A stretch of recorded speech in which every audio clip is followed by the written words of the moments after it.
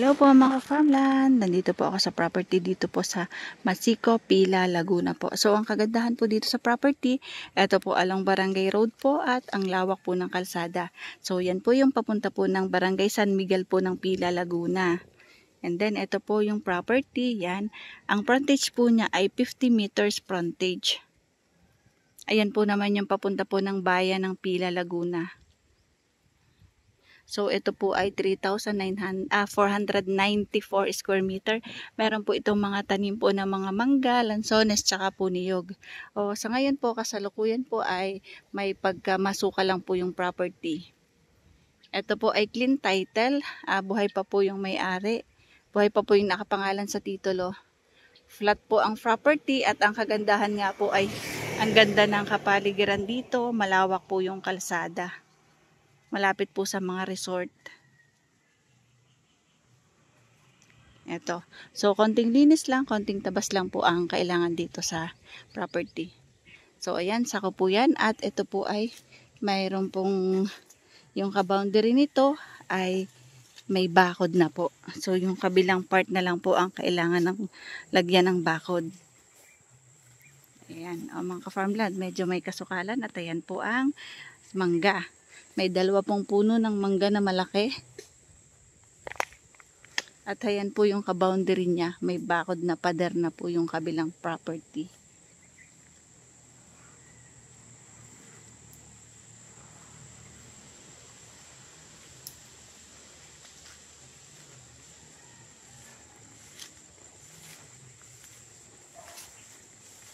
Ayan po, kung mapapansin nyo, meron na pong bakod doon. Ayan.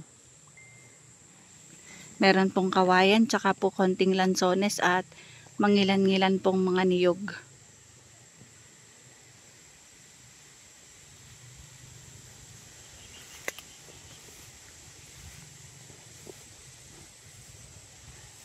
Ayan po. Ayan, may mga bulaklak ang mangga.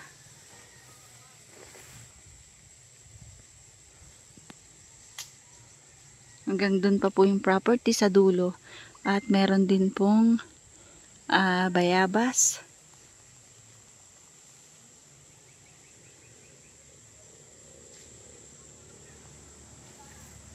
Hanggang saan, kuya?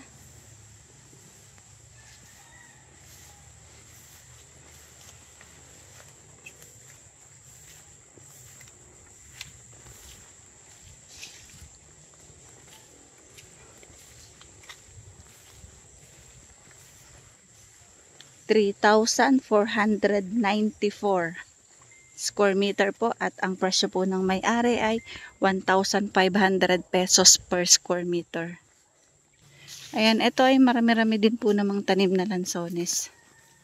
Yun nga lang po ay pasensya na at may kasukalan. Hindi na po na-maintain ng may-ari ng lupa. Kaya po kanya nang ipo-for sale ang kanyang mga property. Hindi lang po ito yung property ng may-ari. At ang kagandahan po dito ay itong kabila kasi ay may bakod na pader na. Kaya po ang poproblemahin nyo na lang po ay sa kabilang side. Ano to? Parang resort eh. Resort ba itong kabila? Okay. Farm lot din. Ayan o.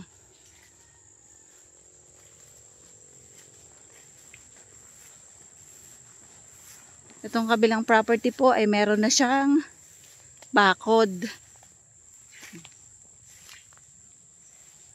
So dito, pag nabili nyo po ito na lang kabila, kaliwa na lang po ang kailangang bakuran tsaka po ang likuran.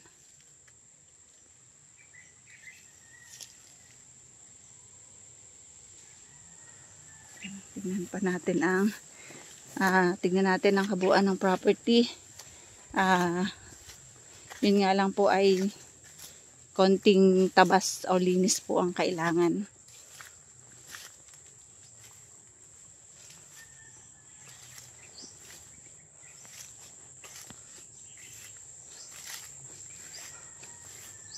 Hanggang saan pa kuya ang property? Papa dyan. Okay, diretso pa doon.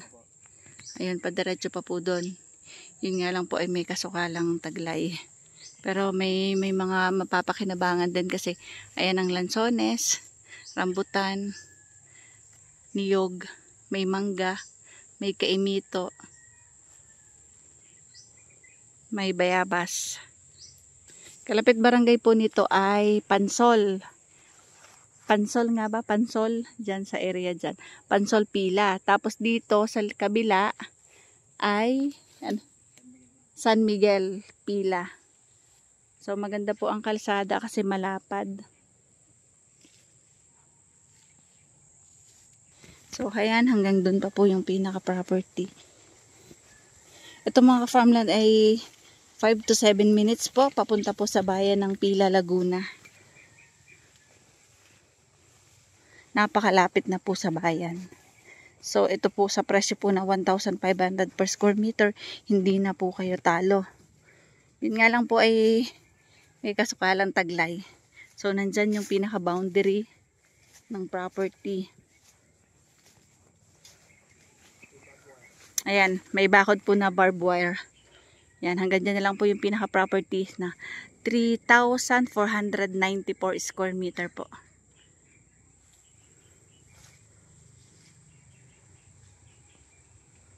Ito po ay clean title. Buhay po yung nakapangalan sa titulo.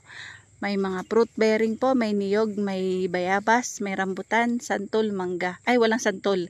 Mangga. Tsaka po kaimito.